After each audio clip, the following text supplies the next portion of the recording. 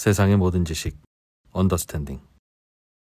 태양건설 워크아웃 소식은 너무 중요한 뉴스라서 제가 시간이 날 때마다 계속 업데이트를 해드릴 건데 네. 사실 우리가 우려했던 부동산 PF 위기의 서막 정도라고 할 수 있으니까 이걸 조금 자세히 알아두셔야 할 필요가 있을 것 같아서 말씀을 드리는 겁니다. 그 원인에는 전국적으로 지금 퍼져 있는 부동산 PF 사업장의 문제. 그렇죠. 그러니까 이제 여기저기서 조금씩은 터졌습니다만 이제 태양건설이라고 하는 큰 뇌관을 건드린 건 처음이니까. 이제 또 줄줄이 뭐 그 뒤에 따라올 만한 기업들이 있기도 하고. 네. 이제 그러면 이런 상황이 계속 반복이 될 테니까 자세히 알아두시면 앞으로도 조금 이해하기 편하실 것 같아가지고. 근데 그래서 태양건설은 아는데 SBS도 알고, 근데 워크아웃이라고 하니까 좀 낯설어서 그 다음부터 도대체 어떻게 되고 있다는 거야? 뭐 그렇군요. 모르는 척할 수도 없고 아는 척할 수도 없고. 아, 뭐 그렇죠. 네. 처음부터 조금 개념 설명을 드리자면 이제 워크아웃이라고 하는 건 사실 전 세계에서 한국에만 있는 제도이기는 해요. 네. 보통 기업이 잘 될 때도 있지만 안 될 때도 있잖아요. 예. 안 될 때가 있으면 구조 조정을 해야 되는데 구조 조정에 필요한 게 뉴머니잖아요. 그러니까 바깥에서 누군가가 돈을 쏴줘야 되는 건데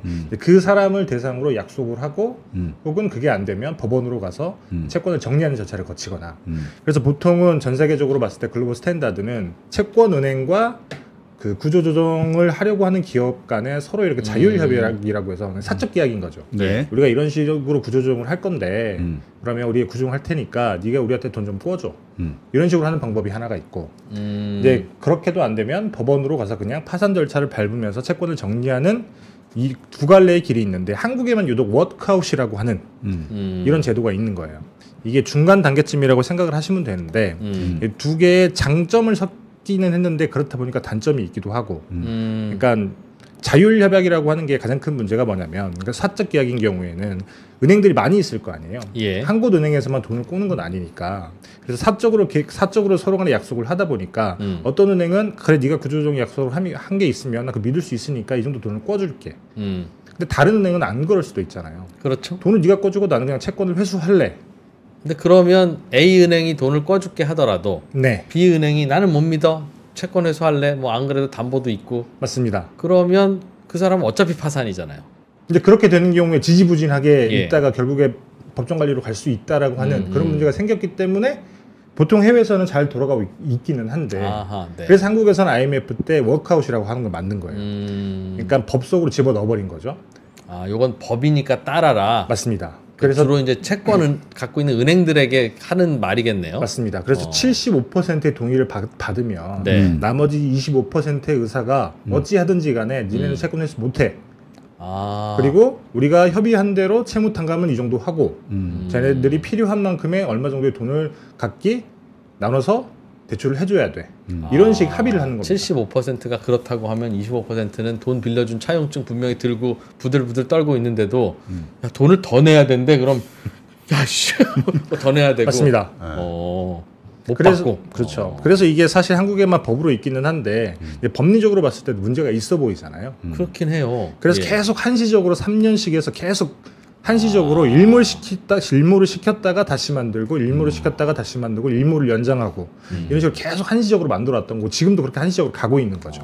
아무리 생각해도 사회주의 제도 갖고 좀 이상하긴 한데 일단 급하면 그렇게라도 해서 위기를 넘겨야 되니 참 마지막으로 한 번만 합시다. 이게 빠르게 정리를 할 수 있으니까. 그렇지. 너도 나도 또 우리는 그냥 빚잔치 해야 되겠습니다. 은행장님이 돈 받아오라고 했어요라고 하면 맞습니다. 그리고 한국처럼 금융시장이 사실 관치 중심으로 돌아가는 시장이 없기도 하고 한국적 특수성이긴 합니다만 뭐 여튼 그래서 태양건설이 예. 이제 워크아웃을 신청을 했고 네. 예, 그래서 지금 나오고 있는 말이 뭐냐면 일단 워크아웃을 하겠다라고 했고 워크아웃을 개시할지 말지를 이제 채권단들이 모여서 다음 주죠. 11일에 모여서 서로 이게 회의를 합니다. 그래서 75% 동의가 나오면 워크아웃을 개시를 하는 거고 75%의 동의가 나오지 않으면 네. 이제 뭐 돌아오는 뭐 대출금을 못 막을 테니까 그 네. 법정 관리로 가게 되겠죠. 그게 부도인 거죠? 맞습니다. 그런데 돈 빌려준 사람 입장에서는 네. 내가 담보가 넉넉히 있어. 뭐 있거나 아니면 뭐 조금 못 미칠 것 같긴 한데 100만 원 빌려줬으면 90만 원은 받을 수 있을 것 같아. 이 담보 처리하면. 네. 이라고 하면 이 난리통에 워크아웃 하지 말고 그냥 빨리 경매 치고 끝냅시다 할 것 같고요. 맞습니다. 빌려준 사람 중에 담보가 없이 빌려준 사람도 있을 거 아니겠습니까? 그렇죠. 근데 예를 들면 태양건설이 보증 선다고 도장만 찍어줬길래 난 그거 믿고 있었는데 태양건설이 돈이 없다네? 라고 하면 뭐 우는 거 말고는 한 방법이 없잖아요. 그렇죠. 담보를 잡고 보증서를 도장 네. 찍게 한 게 아니니까. 네. 그런 쪽은 야 워크아웃이든 뭐든 뭐라도 좀 하자. 하여튼 얘네가 돈을 줘야 내가 받을 거 아니냐 네. 일 것 같아서 네. 채권단의 상황에 따라 좀 다를 것 같은데요. 맞습니다.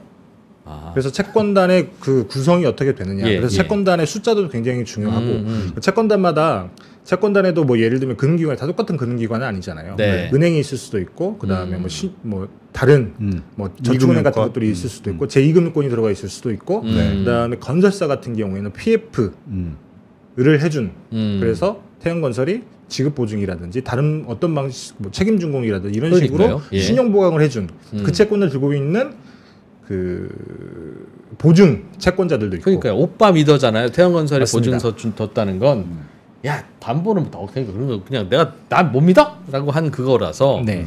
그거 믿고 있었던 곳들은 좀 어떤 상황입니까? 채권단 은행들은 지금? 제가 조금 차근차근 설명을 드릴 텐데 알겠습니다. 제가 마음이 좀 급해서 지금의 뉴스를 먼저 말씀을 드리자면 어쨌든 워크아웃을 하겠다라고 신청을 했고 네. 금융당국에서 발표를 했어요. 지난주였잖아요. 네. 그때 지난주에 금융당국에서 어떻게 얘기를 했었냐면 당장에 돌아오는 1,485억 원의 상거래 채권이 있다.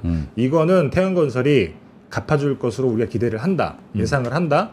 그리고 돌아오는 다른 채권들은 이제 워크아웃을 신청을 하게 되면 그때부터 이제 워크아웃 개시를 결정하는 회의 때까지는 채권 행사 유예가 됩니다. 그러니까 만기가 돌아와도 돈 갚으라고 얘기를 못 한다는 거죠. 예. 그래서 1,485억 원 갖고 이제 나머지 것들은 채권을 행사를 유예를 해서 이제 11일 날 워크아웃 개시 결정을 하면 그때부터는 또 3개월간 채권 행사 유예가 연기가 되고 이런 식으로 가는 건데 근데 문제는 뭐냐면 1,485억 원 중에서 태양건설이 451억 원을 갚질 않았어요. 그래서 당장에 이제 시작부터 삐그덕한 게 금융 당국에서는 본인들이 그렇게 말을 했으니까 당연히 갚을 거라고 기대를 하고 있었는데 451억 원을 갚지 않으니까 당장에 이게 니들이 우리랑 자국에 지키겠다라고 약속을 해놓고 약속을 지키지 않냐. 하청업체 일감 그거는 돈 줘야 되지 않냐. 그렇죠. 큰 빚 갖고 안 받고는 우리 은행들하고 얘기하고 그렇죠. 애들한테는 줘라 했는데 애들한테도 안 줬다. 맞습니다. 이제 금융당국에서 그렇게 얘기를 하고 있고 태양건설은 본인들은 우리는 이유가 있었다라고 얘기를 하고 있고 근데 이게 사실 워크아웃이라고 하는 게 어느 날 갑자기 태양건설이 우리 위험하다고 생각을 합니다. 받아주세요라고 신청을 하는 건 아니거든요. 네. 잠깐 슬라이드 하나 보여드리면 우리나라는 채권은행들이 보통 몇 개 되지 않기 때문에 대부분 정기 신용위험 평가라고 하는 걸 합니다. 그래서 그 은행들이 돈을 꿔준 기업들의 신용 위험을 평가를 해서 예를 들면 A 등급이다. 그럼 얘는 정상기업. B 등급이다. 그러면 부실 징후가 있는 기업이긴 하네. 근데 좀 조심해. 그다음 C 등급이면 얘는 부실 기업이긴 한데 정상화 가능성이 높으니까 일단 워크아웃을 신청을 해봐. 그 다음에 D 등급이게 되면 얘는 법정 관리로 가야 되는 거예요. 부실 기업이고 얘는 정상화 가능성도 없어. 근데 태양건설 같은 경우는 이미 C 등급을 받았단 말이에요. 이게 언제 나온 보도자료냐면 지난달 19일 날 나온 보도자료예요. 이미 이때부터 태양건설은 워크아웃이 갈 것이 정해져 있었고 그 다음에 새로 만든 기축법이 시행이 되고 난 다음에 28일 날 신청을 하게 된 겁니다. 어허. 그래서 이미 어떤 방식으로 우리가 자구 계획을 하겠습니다라고 하는 게 금융당국이랑 얘기가 됐을 텐데 근데 그럼에도 불구하고 시작하자마자 말이 달라지는 거잖아요. 서로. 이런 일이 왜 벌어지는지. 왜 벌어지고 있는 거예요? 그러니까 태양 쪽의 얘기는 뭡니까? 상거래 채권 즉 그 공사 대신해주고 받은 하청업체 돈은 주기로 네. 돈이 하나도 없는 건 아니니까 태양건설이 네네. 그건 주면서 요 큰 빚은 따로 조정하자라고 했는데 왜 안 줬대요? 이게 그 채권의 성격을 조금 이해하실 필요가 있는데 슬라이드 하나 보여드리면 말씀하신 상거래 채권이 이런 거예요. 태양건설은 종합건설 업체잖아요. 그렇죠. 그러면 수주를 하면 대부분의 공사는 이제 밑에 있는 뭐 전문건설업체라든지 이런 쪽으로 맞습니다. 하도급을 줍니다. 협력업체가 하죠. 그렇죠. 그러면 네. 협력업체들이 공사를 하고 대금을 받아야 되는데 네. 이제 그걸 보통 어음으로 주잖아요. 아. 이거 외상매출 채권이라고 하는데 저 어음이군요. 맞습니다. 예. 이런 걸 상거래 채권이라고 하는 거예요. 그러면 이 상거래 채권 같은 경우에는 워크아웃이 개시가 돼도 채권이긴 채권이지만 예. 묶이는 채권은 아닙니다. 이거는 만기가 돌아와도 계속 갚아줘야 되는 거예요. 네. 그러니까 상거래 채권의 숨통을 트이기 위해서 워크아웃을 하는 거죠, 사실은. 법정 관리까지 가면 맞습니다. 상거래 채권이건 금융채권이건 다 채권자 줄 서 라고 번호표 뽑고 주고 좀 비싼치를 하니까 맞습니다. 협력업체들이 갑자기 부도가 나는 일이 막 벌어지니 법정 관리로 하면 너무 충격이 크기 때문에 돈 여유 있는 금융회사들끼리 따로 좀 모으고 야 쟤네들은 지금 큰일 나 잘못하면 그렇죠. 그게 이제 워크아웃인데 맞습니다. 그래서 이 상거래 채권은 만기가 돌아도 계속 갚아줘야 되는데 문제는 이 상거래 채권이라고 하는 게 사실 뭐 기업어음이라고는 60일짜리도 있고 뭐 기간마다 다르긴 그렇겠죠. 하겠지만 협력업체는 당장에 돈이 필요할 수 있잖아요. 네. 그러면 이 어음을 어음을 들고 은행으로 가는 거예요. 3번. 아 그렇군요. 3번 은행으로 가서 그래서 이걸 할인받아서 예를 들면 1억을 받을 수 있는 어음이다. 네. 그럼 예를 들면 뭐 9천만 원에 깡을 해서 네. 9천만 원을 받아오고 그 어음을 주면 은행은 그 어음을 들고 있다가 만기 때 태형건설에게 돈을 받는 거죠. 아하, 네. 야, 너네 협력업체가 우리한테 갖다 줄 어음이니까 내놔. 맞습니다.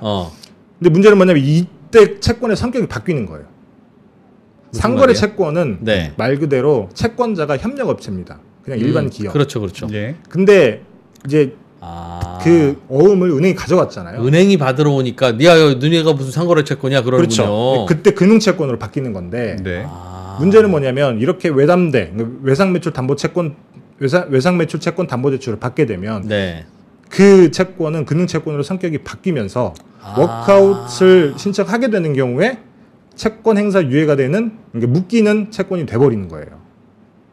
근데 잠깐만요. 그거 알겠는데 네. 그럼 협력업체가 어음을 받아서 은행에다가 주고 은행에서 돈을 뭐 1억짜리 어음 주고 9천만 원 받아갔잖아요. 네. 그게 사실상 그게 교환한 게 아니라 은행한테 잠깐 빌린 거죠. 그렇죠. 대출이죠. 아, 빌린 거고 아마 이거 들고 계시면 태양건설이 이거 돈 줄 겁니다. 맞습니다. 돈 주면 이제 우리는 서로 계약 관계 없는 거고. 그렇죠. 혹시 태양건설이 안 주면 저희한테 전화하세요. 저희가 갚을게요라고 하고 맡긴 거잖아요. 보통은 그 대의변제라고 하는 그래서 소구권이라고 하는데 그게 예. 조건에 다 포함이 돼 있어요. 그렇겠죠. 예를 들면 태양건설이 부도가 나면 우리가 받을 길이 없었냐. 그럼 네가 대신 갚아야지 당연히. 그렇지. 은행 입장에 당연히 그런 은행은 리스크 지면 안 되지. 안전 조치를 놓을 수밖에 없죠. 그래서 그렇죠. 이것 때문에 애매해지는 거예요. 아. 말씀드렸다시피 이게 법적인 지위 있는 금융 채권인데 네. 그렇기 때문에 채권 행사가 은행이 유예가 들고 되는, 있으니까 만기가 돌아도 안 갚아도 되는 그런 채권인데 성격으로 봤을 때는 상거래 채권. 상거래 채권 엄깡한 그 채권이니까. 맞습니다. 근데 태양건설이 야 우리는 은행한테는 워크아웃 기간에는 돈 안 주기로 했어.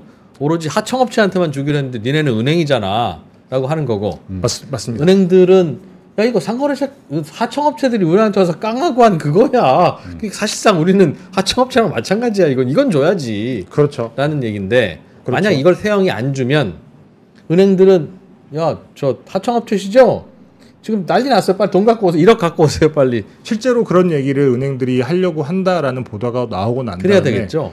당연히 은행 입장에서는 그래야 되겠죠. 왜냐하면 못 받을 수도 있는데 못 받을 수도 있다라고 하는 건 아니지만 네. 워크아웃 가게 되면 금융채권이게 되면 나중에 채무 탕감할 때 예를 들면 원금이 깔릴 수도 있잖아요. 그렇죠. 그럼 채권자가 되는 것도 이상한 거고. 그래서 빨리 상거래 채권을 털어버리려면 지금 상환을 받는 게 훨씬 낫기 때문에 당연히 본인이 가지고 있는 권리인 대의변제라고 하는 그걸 쓸 수밖에 없는데 근데 그렇게 되면 이게 협력업체들이 또 부도나겠죠. 그렇죠. 그래서 금융당국에서 뭐라고 했냐면 이복형 금감원장이 당장에 나와서 그 소구권 행사하는 거 하지 말아달라 공개적으로 얘기를 합니다. 태형이 돈 안 주더라도 협력업체한테 다시 전화하지 마라. 맞습니다. 중간에서 은행은 그럼 바보 됐네요. 잠깐.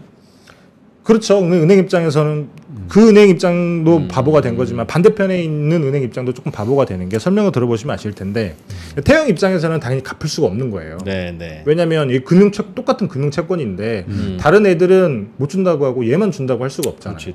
신한은행이 나왔는데 신한한테 얘는 그렇지 다른 거야 하고 줄 수도 없지. 물론 금융당국의 입장도 충분히 뭐 이해는 되죠. 왜냐하면 이게 법상 지위는 금융채권이지만 네. 상거래 채권이랑 똑같은 건데 니네가 안 주면 형사 도산하는 거 아니냐. 그러면 충격이 커지기 때문에 네. 줘야 된다라고 해서 아마도 워크아웃 신청하기 이전에는 서로 말을 많이 맞춰봤을 텐데 어떤 이유에서인지 워크아웃 신청을 하고 난 뒤에 금융당국이 그렇게 기대를 한다라고 공개적으로 얘기했음에도 불구하고 태형건설은 그런 이유를 들면서 안 갚지 않은 주고 거죠. 안 주는데 은행한테 야 협력업체한테 그래도 전화하지 마.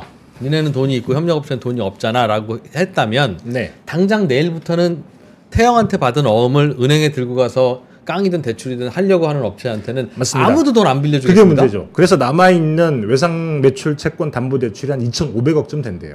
그럼 만기가 차례대로 돌아올 거 아니겠습니까? 네. 그러면 은행 입장에서는 당연히 그 어떤 방식으로 하려고 하고 그 어음을 들고 있는 태형의 어음을 들고 있는 업체들한테는 당연히 외상매출 담보대출을 해주지 않겠죠. 그렇겠죠. 맞습니다. 그래서 당국이 처음부터 본인들은 요구를 했고 기대를 했던 게 이 아무리 그 금융 채권으로 바뀌었다고 하더라도 요거는 갚는 게 낫다라고 본인들 공개적으로 얘기를 했던 거고 아마도 요구를 했을 텐데 태형에서 그걸 듣지 않는 거죠. 야, 태형에서 그거 안 근데 이게 단순히 태형의 문제만 아니라 계속 지금까지 그래왔던 거예요. 보통 상거래 채권이라고 하는 게 어떤 기업이나 있을 거 아니겠습니까? 그러면 이 상거래 채권이 있게 되면 당연히 워크아웃 신청하는 기업 입장에서는 야, 이 상거래 채권 중에 외상매출 담보대출 받은 업체들이 있는데 이거 어떡할 거냐. 그쵸. 항상 반복되는 문제인데 그냥 일반 제조업체들인 경우에는 건설사처럼 상거래 채권이 그렇게 많지 않은 거예요. 뭐 그렇죠. 예. 그렇다 보니까 뭐 그거 그냥 뭐 줘도 돼. 몇 푼이나 되겠어 하는 맞습니다. 그렇게 대세 지장이 없으니까. 그저께 직원들이 회식한 그 뭐 외상값 그런 거겠지. 근데 건설사 같은 경우에 규모가 크다 보니까 아파트 하청업체가 다 짓는데. 그래서 외상매출 담보대출 해주는 은행 입장에서는 굉장히 억울하죠. 그렇죠. 억울하겠죠. 안 갚아주면. 갚아주면 좋겠지만. 근데 또 다른 반대편에서 보게 되면 이제 태형의 돈을 꽂은 채권단 여기도 은행이잖아요. 은행 입장에서는 얘가 우리가 뉴머니를 집어넣어야 되는데 저게 금융채권인데 상거래 채권이라고 해서 그걸 상환해준다. 그러면 그만큼 돈이 더 들어가야 돼요. 그렇죠. KB가 넣은 돈 신한은행이 상거래 채권이라고 하고 받아가는 거지. 맞습니다. 그러니까 채권은행 입장에서는 당연히 찬성할 수가 없어요. 근데 이게 워크아웃 법안에 이럴 경우에 어떻게 하라고 법이 없어요? 없습니다. 아주 전형적인 사례일 텐데. 그래서 그 사실 기축법이라고 하는 게 좀 법리적으로 문제가 많은 법이에요. 그러니까 사실 태형 입장에서도 그렇고 금융당국 입장에서도 그렇고 서로 줄다리기만 하고 있지 이렇게 저렇게 어떻게 결론을 낼 수 없는 상황이 된 법을 거죠. 만들 때 이건 굉장히 늘상 있을 만한 상황이어서 상거래 채권은 예외다라고 하면 그걸 깡해서 은행이 들고 오는 그 상거래 채권이 원천이 된 그 채권도 예외인지 아니야 은행이 오면 무조건 이거는 스톱이야 인지를 빨리 법으로 정해놨어야 되는 거예요. 그래서 사실 건설사라든지 혹은 조선사라든지 이렇게 조금 하도급 업체들이 많이 있는 이런 제조업체는 사실 기축법으로 워크아웃하는 게 굉장히 힘들다고 하는 게 이런 이유 때문인 겁니다. 예, 그 상거래 채권이라고 하는 것들이 1차적으로 장애물이 생기는 거고 이제 그 뒤에 또 문제가 뭐가 생기냐면 설사 이 상거래 채권을 갚아줬다고 합시다. 왜냐하면 그 협력업체들이 주리에 도산할 수 있기 때문에 이 충격을 줄이려면 금융당국 입장에서는 갚아줘야 된다라고 결론을 내려서 갚았다고 해보면 이제 문제는 뭐냐면 이제 다른 채권을 가진 굉장히 채권도 작은 채권을 가진 사람들이 있을 거 아니에요. 예를 들면 잠깐 슬라이드 하나 보여드리면 이게 태형건설이 그 수도권 모 택지개발 지구에서 하고 있는 개발 사업의 PF 보증 채권자들 명단이에요. 시행사가 이름 없는 시행사가 땅 사면서 저기서 돈을 빌린 건데 이거 못 갚으면 태형건설이 갚아준다 하는 맞습니다. 리스트군요. 뭐 이게 대출 잔액이 1조 6천억 원 되는데 우발 채무가 다 1조 6천억이에요. 와. 뭐 일단 제가 진행상이 어디까지 됐는지는 정확하게 파악은 못했습니다만 요 한번 채권자 목록을 보세요. 야. 땡땡땡땡 신협들이 굉장히 많이 있잖아요. 8억, 11억, 6억, 9억, 4억 이렇게 해서 8억, 1억. 1조를 만들었네. 진짜 엄청나다. 진짜 무에서 유를 창조했구나 저기는. 이런 채권자들 입장에서는 사실 이런 채권자들이 엄청 많아요. 조금만 금액 낮아졌으면 나한테도 전화 올 뻔했네. 보통 4억을 빌렸어요. 지금 1조 원 필요한 사업장에서. 보통 일반적인 워크아웃 기업인 경우에는 채권단 수가 20개에서 30개 정도밖에 안 합니다. 근데 이번에 태형건설 같은 경우에는 직접 돈을 꿔준 채권자들인 경우에는 50곳 정도가 되고 제가 뭐 언론 보도에는 한 400곳 정도라고 나와 있는데 제가 직접 한번 세봤거든요. 중복된 거 분명히 있긴 할 텐데 평균 400개? 평균 400개가 아니라 전체가 다 400개. 다 400개. 근데 제가 좀 세봤더니 500개에서 600개 정도 되더라고요. 근데 이 안에 이렇게 굉장히 작은 제가 세보니까 그 보증금액 그러니까 우발 채무를 우리가 5억 들고 있다, 20억 이하로 들고 있다 라고 하는 그 보증 채권자들 수가 200개가 넘어요. 그러니까 아파트를 지으려고 기획하던 시행사는 돈을 구해서 땅을 사야 되는데 땅 사다가 돈이 모자라서 어디 가서 10억만 더 빌려줄래? 이걸 했다는 거잖아요. 이게 아마 신협들이 다 모아서 이렇게 대출을 해줬을 거예요. 신협 중앙에 가서 우리 500억 필요합니다라고 하면 뭐 신협 중앙에 해줬는지 모르겠지만 이게 나머지 신협들 다 모아서 하는 거죠. 친구도 네가 알아서 친구도 좀 불러오고 하여튼 나한테는 50억만 줘 이랬을 수 있다. 여기에는 신협만 나와 있는데 신협만 있는 건 아닙니다. 단위 농협도 있고요. 네. 단위 새마을금고도 있고 이렇게 묶여 있는 것들이 되게 많은 거예요. 여튼 그 상거래 채권을 갚아주기 시작하게 되면 사실 이렇게 조그마한 채권을 들고 있는 이런 그 사업자 뭐 채권자들인 경우에는 야 그럼 우리도 찬성 못 해줘. 우리 것도 갚아 그럼. 이렇게 얘기를 할 수도 있게 되는 거죠. 그래서 그 건설사를 워크아웃 하게 되는 경우에는 말씀드렸던 상거래 채권도 많다. 그러네. 그 다음에 채권자들이 너무 많다. 그렇죠. PF 대출이니까. 이해관계가 다 다른 채권자들이 너무 많이 있기 때문에 75% 동의를 받기가 굉장히 어렵습니다. 그렇겠네요. 제일 어려운 워크아웃이네요. 건설사 맞습니다. 워크아웃이. 그래서 보통의 워크아웃인 경우에는 대부분 산업은행이 주채권은행이고 그 산업은행을 비롯한 몇 개 시중은행을 더하면 75% 넘기 때문에 이 주채권단이 마음대로 구조조정하고 그 워크아웃 플랜 짜는 게 어렵진 않아요. 네. 근데 제조업체는 그게 안 된다는 겁니다. 워낙 다른 채권자들이 많다. 산은이 제일 그 많이 들고 있는 주채권은행인데 몇 프로 들고 있어요 금액으로? 그 전체 직접 차입금이 1.3조쯤 되는데 그 중에 2천억이에요. 그 중에 15%밖에 안 되고 보증 채무 채권자는 전체 보증 규모가 우발 채무 규모가 한 9조쯤 되거든요. 네. 이 안에 훨씬 더 많은 사람들이 있는 거죠. 그럼 일대주주가 15% 지분을 가진 회사에서 75%가 찬성해야 통과되는 어떤 안을 지금 뭐 하려고 하는 거네. 맞습니다. 그러니까 당연히 쉽지 않겠죠. 그래서 처음부터 이렇게 불협화음이 나오다 보니까 11일 날 75% 받는 게 어려울 거다. 그래서 벌써 저는 조금 너무 나갔다고 생각은 하지만 벌써 무산 위기라고 하는 기사까지 나오고 있는 상황이거든요. 구조적으로 어려울 수 있겠다. 네. 그래서 당장 협력업체들은 돈 못 받기 시작하든가 어음을 깡을 해야 월급을 줄 텐데. 이제 그분들이 그쵸. 이제 만약에 어음깡이 맡기게 되면 어음 들고 있어도 문제. 이제 가서 받으려고 해도 어음을 받을 텐데 이건 돈이 아니니 또 문제. 그렇죠. 그래서 금융당국 입장에서 이거 어떻게든 해결하고 싶지만 어쨌든 기축법이라고 하는 게 그렇게 정해놓았으니 네. 태영건설이 그렇게 하겠다고 한들 강제할 수가 없는 상황인 거죠. 그래서 사실 이런 모습을 보기는 쉽지는 않지만 금융당국이 계속 이렇게 언론을 통해서 얘기를 하거든요. 야 니네 우리랑 약속을 했는데 갚기로 해놓고 태영건설이 저러고 있대요라고 금융당국이 얘기하고 있다는 거죠. 이제 그 태영건설이 이러고 있습니다라고 하는 걸 뭐 금융당국에서 얘기를 해서 언론사에서 기사를 썼는지는 모르겠지만 그 기사가 나오고 난 다음에 금융당국에서 뭐라고 하냐면 우리랑 약속을 했는데 약속을 지키지 않았다. 그래서 얘네들이 이 약속을 지키겠다라고 하는 이행 확약서를 태영건설 이사회를 통해서 TY홀딩스겠죠. 뭐 어쨌든 그룹의 네. 이사회 의결을 받아가지고 이 이행 확약을 무조건 하도록 하겠다. 라고까지 언론을 통해서 얘기를 하고 있는 상황입니다. 야, 근데 그거는 금융당국의 입장은 이해가 되는데 네.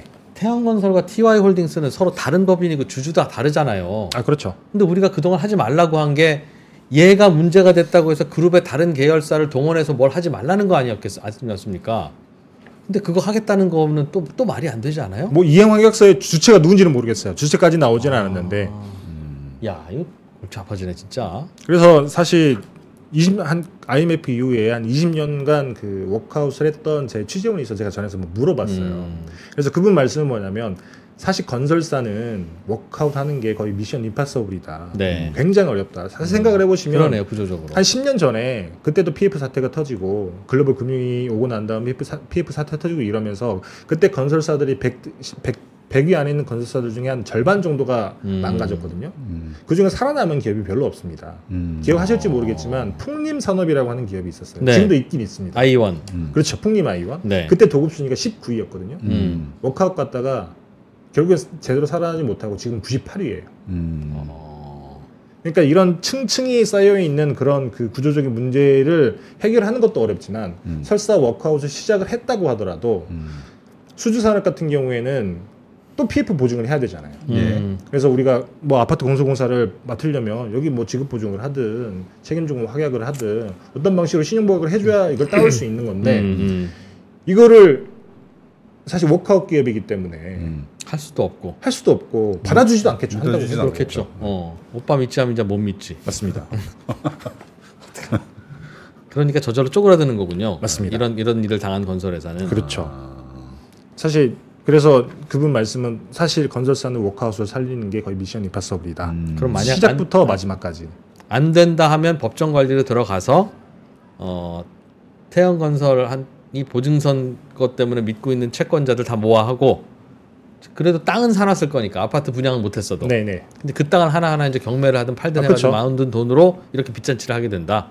이제 만약에 그렇게 되면 이거는 새 주인을 찾아줘도 살아날 기업이 아니다. 그러네요. 싶으면 그런 식으로 법원이 정리를 하는 거고 그게 아니라고 하면 살아날 게 충분히 기미가 보인다라고 하면 채무탕감은 조정을 해서 새 주인을 찾아주겠죠. 예를 들면 쌍용건설이 그런 식으로 워크아웃을 오랫동안 하다가 다시 졸업을 했는데 다시 좋아지지 않아서 법정관리 갔다가 뭐 두바이 투자청에 팔렸다가 지금은 세아그룹에 가 있는 건데 뭐 이런 식의 길을 밟아야겠죠. 물론 금융당국과 뭐 주채권단이 이렇게 충분히 그 복잡하고 그 이해관계 얽혀 있는 문제이긴 하지만 제대로 이렇게 합의를 이끌어내서 워크아웃에 성공할 수도 있습니다.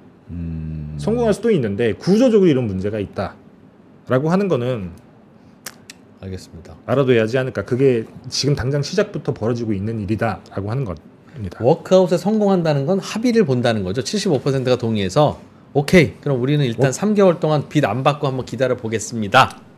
또 안 되면 3개월을 또 한번 기다려 보겠습니다가 있을 수도 있습니다. 라고 이제 한번 해봅시다. 아니야, 그건 아니고요. 된 겁니까? 일단 다음 주 11일 날 네. 이제 워크아웃 개시하기로 결정을 했다. 그러니까 75%가 찬성을 했다. 네. 그러면 3개월 동안 실사를 합니다. 태양건설 실사를 해서 실제로 필요한 뉴머니가 얼마인 건지를 다 알아보는 거예요. 네. 그리고 밑에 깔려 있는 굉장히 많은 프로젝트 그 PF 사업장이 있잖아요. 이 사업장 중에 이건 어떻게 정리를 해야 될지, 이건 어떻게 정리를 해야 될지 이 워크아웃 플랜을 다 짜는 거예요. 그 워크아웃 플랜을 만들고 그 다음에 이제 태양건설의 대주주인 TY홀딩스의 자구 계획.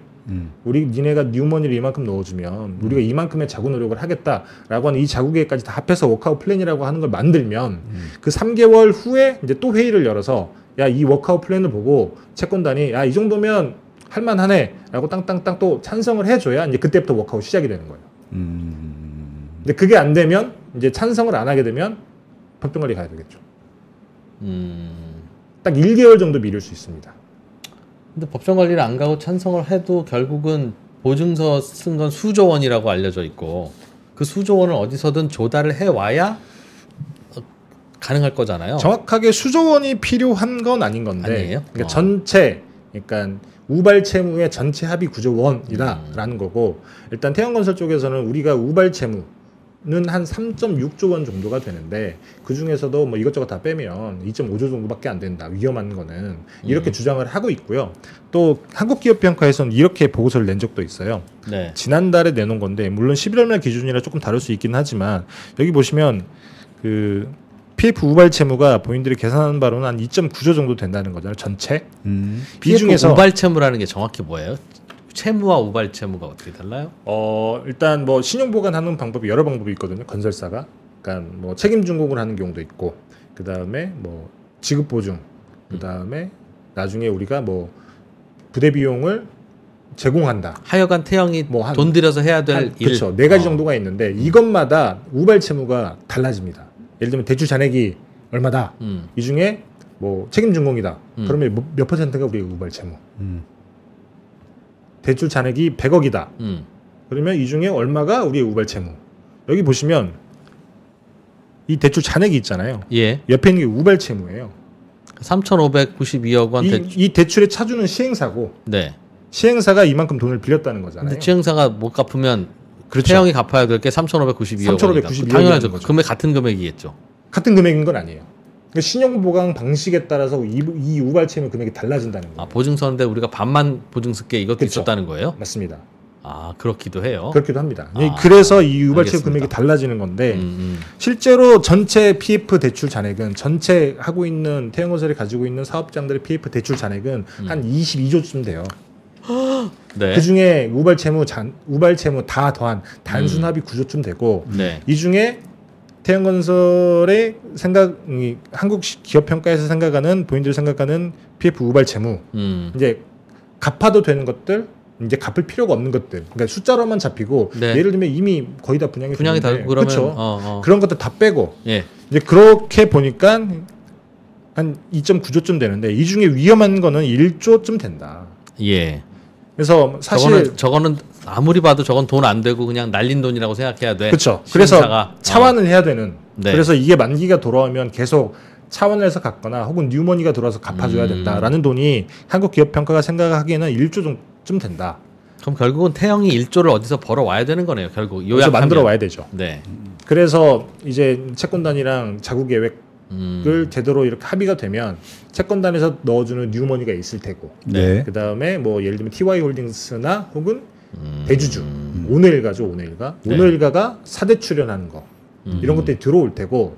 그래서 오늘 사실 한국산업은행에서 채권단들 모아놓고 그 태영 쪽에서 설명을 한번 했습니다. 네. 그래서 뭐라 그랬냐면 우리가 그 환경기업 보시면 슬라이드 하나 또 보여드리면 이게 TY 홀딩스고 이게 태영건설 쪽에 딸려 있는 계열이에요. 건설 부문. 그다음에 이게 SBS가 있는 방송 부문. 그다음에 이쪽이 환경업체 에코비트라고 하는 기업인데 이 에코비트를 팔겠다. 이게 하나가 있고 그다음에 요 밑에 보시면 블루원이라고 하는 기업이 있잖아요. 여기 레저 부문인데 이게 그 골프장을 운영하는 기업이거든요. 골프장 3개 정도 들고 있는데 여기도 팔겠다. 이거 2개 팔고 나머지 이것저것 해서 우리가 그 자국에게 필요한 돈을 만들겠다. 저건 태영건설의 재산이니까 팔아서 돈 만들면 당연히 태영건설 건 아니죠. TY 홀딩스 거죠. 아 그럼 부모님 재산을 팔겠다는 컨셉인 거네요. 맞습니다. 그래서 이 돈을 모아서 태영건설에 뭐 유상증자 방식으로 뉴머니를 쏴주겠죠. 네. 그래서 은행이 새로 꿔주는 돈이나 그다음에 지주사 통해서 내려오는 뉴머니 이렇게 더해서 1조 정도는 최소 1조 정도는 필요한 상황이다라고 보시면 됩니다. 저 지주사는 저걸 갚아줘야 할 의무는 없는 거죠. 그러니까 도의적으로 야 어떻게 그래도 저렇게 많은 사람들이 피해를 봤는데 나머지 그룹 계열사들은 나 몰라라 하냐 하는 그런 도의직 의무가 있는 건 아니죠. 사실 뭐 파산법상 있는 건 아니죠. TY 홀딩스가 지원하든 네. 대주주가 지원하든 기축법이 그러니까 그걸 의무적으로 규정을 한 건 아닌데 네. 사실 국민정서법이랑 비슷한 국민정서법. 겁니다. 그러니까 왜냐하면 대주주가 어쨌든 저거잖아요. 경영 실패 책임이 있는 거기 때문에 말씀하신 것처럼 주주평등의 원칙이라고 하면 물론 경영 실패한 대주주가 당연히 일정 부분 책임을 많이 지겠지만 주주들이 다 책임을 져야 되는 게 맞을 수도 있다라고 생각을 할 수도 있겠지만 하지만 우리는 지금까지 워크아웃을 그렇게 해왔거든요. 20년 동안. 어휴. 그렇기 때문에 어떻게 보면 당연한 거고 그래서 이게 SBS를 파냐 마냐 가지고 말이 많았는데 SBS를 팔겠다는 얘기는 일단 없고 그래서 이 블루원을 팔고 에코비트를 팔고 그다음에 뭐 나머지 뭐 다른 그 계열 기업의 그 주식을 담보로 대출 받아가지고 우리가 자국에게 만들겠다라고 얘기는 했는데 네. 채권단에서는 이 에코비트나 블루원 팔아가지고는 현금을 그렇게 많이 만들 수가 없다 이렇게 주장을 하고 있기는 해요. 그래서 뭐 SBS를 팔아야 되는 거 아니냐라는 얘기도 계속 나오고 있고 그 다음에 채권단 쪽에서는 하는 얘기가 뭐냐면 그래 뭐 TY 홀딩스 가지고 있는 이런 거 파는 걸로도 돈이 안 나온다고 하면 여기 그 오너일가가 당연히 사대 출연을 해야 되는 거 아니냐. 뭐 오너일가가 가지고 있는 계열사들의 지분을 팔아서 돈을 만들든 아니면 부인들 가지고 있는 재산을 팔아서 돈을 만들든 이 돈을 만들어서 TY 홀딩스에 유상증자를 하고 유상증자를 한 그 돈으로 다시 태영건설 유상증자를 하는 방식으로든 네. 그래서 이 돈을 당연히 오너일가가 책임을 져야 되는 거 아니냐라고 얘기를 하고 있죠. 오너일가가 태영건설을 살리기 오너일가 입장에서 그렇게 많은 돈을 투입해야 될 이유가 있어요. 태영건설. 혹시 오너일가가 저 돈 없습니다. 법대로 하십시오.라고 하면 법대로 할 수 있는 게 뭡니까? 그냥 법정 관리 가면 됩니다. 실제로 그런 게 또 예전에 많았어요. 태영건설만 공중분해고 그렇죠. 뭐, 예를 들면 뭐 회장이 구속될 일이 있다든가 그럴 일은 없는 거죠. 경영 실패가 형사처벌 받을 일은 아니니까 배임이나 이런 게 아니라. 2011년에 LIG 건설이라고 하는 데가 채권단이랑 상관없이 그냥 바로 법정 관리로 갔습니다. 네. 네. 그게 예전에 건영건설을 LIG 그룹이 인수해서 LIG 건설로 된 건데 그때도 PF 때문에 결국에는 돌아오는 걸 막지 못하니까 그냥 법정 관리하고 신청을 해버린 건데 뭐 별일이 있었던 건 아니에요. 그냥 도덕적인 지탄을 받을 뿐인 겁니다. 지탄.